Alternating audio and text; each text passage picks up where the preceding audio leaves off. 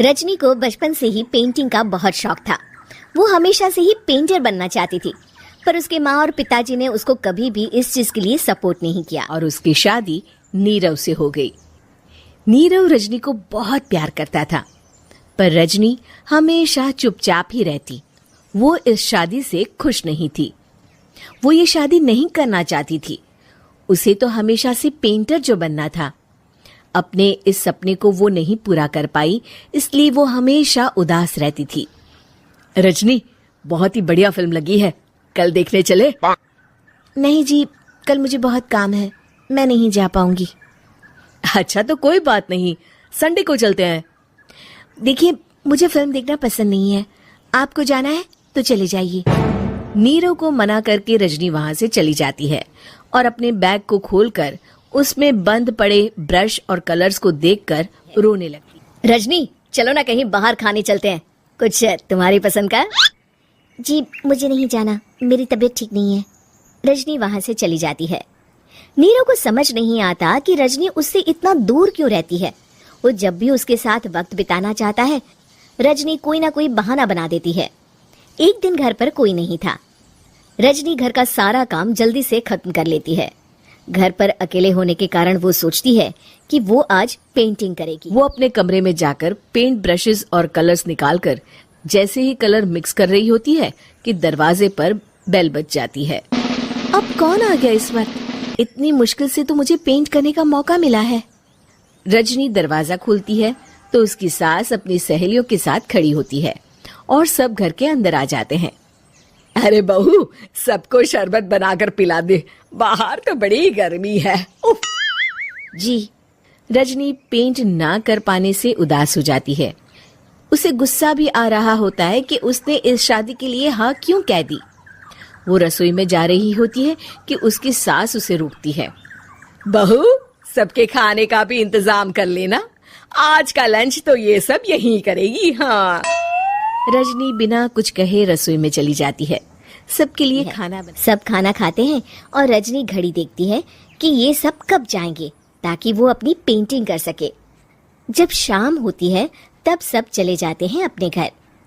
अरे बहू, सब तेरे खाने की तो बहुत तारीफ कर रहे थे, सबको बहुत अच्छा लगा खाना। आपको मुझे सुबह बताना चाहिए था ना कि आपकी सहेलियां आ रही है। पता भी है कितना वक्त लगा सारा खाना बनाने में। अरे बहू, तू ऐसे कैसे बात कर रही है मुझसे? तो और कैसे बात करूं? मैं इस घर की कोई नौकरानी नहीं हूं कि इतना काम करूंगी। रजनी अपने कमरे में जाकर दरवाजा बंद कर लेती है। शाम को जब नीरव आता है तो उसकी माँ उसे पूरी घटना के बारे में बताती है। क्या? रजनी ने आपसे इस तरह बात की माँ? हाँ, और पता नहीं उसे क्या हो गया है, शाम से बाहर भी नहीं आई है। मैंने तो कई बार आवाज दी, खाना भी नहीं खाया उसने। तू ही बात करके देख ले बेटा। नीरव अपने कमरे का दरवाजा खटखटाता है। रजनी, दरवाजा खोलो, मैं हूँ। रजनी दरवाजा खोलती है और फिर वापस जाकर अपने बिस्तर पर लेट जाती है। रजनी, माँ से बात करने का ये क्या तरीका है? मैंने कोई गलत बात नहीं की है। अरे तुम क्यों ऐसे बर्ताव कर रही हो सबके साथ? क्या तुम इस शादी से खुश नहीं हो? रजनी कुछ नहीं बोलती। अरे बताओ मुझे रजनी, क्या ये शादी तुम्हारी मर्जी के खिलाफ हुई है? हाँ, मैं ये शादी कभी नहीं करना चाहती थी। तुमसे क्या, मैं किसी से भी शादी नहीं करना चाहती थी। रजनी रोने लगती है। चुप हो जाओ रजनी, बताओ मुझे, तुम क्यों नहीं करना चाहती थी शादी? रजनी बेड के नीचे से अपने पेंटिंग्स, कलर्स, ब्रश, पेपर्स निकालती है। इतने में उसकी सास भी कमरे में आ जाती है। ये देख रहे हो, ये थे मेरे सपने। मैं पेंटर बनना चाहती थी, पर माँ पापा ने कभी सपोर्ट नहीं किया और मेरी शादी करवा दी। मेरे सारे सपने टूट गए। हर वक्त बस गुस्सा आता रहता है मुझे। मैं जानती हूँ कि आप लोगों की इसमें कोई गलती नहीं है, पर मैं क्या करूँ, मुझे समझ में नहीं आता।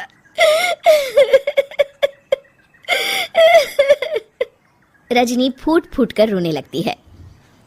मुझे माफ कर दीजिए, आप दोनों के साथ मैं बहुत बुरा बर्ताव कर रही हूँ।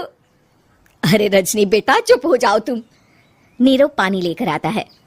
ये लो पानी पियो और शांत हो जाओ।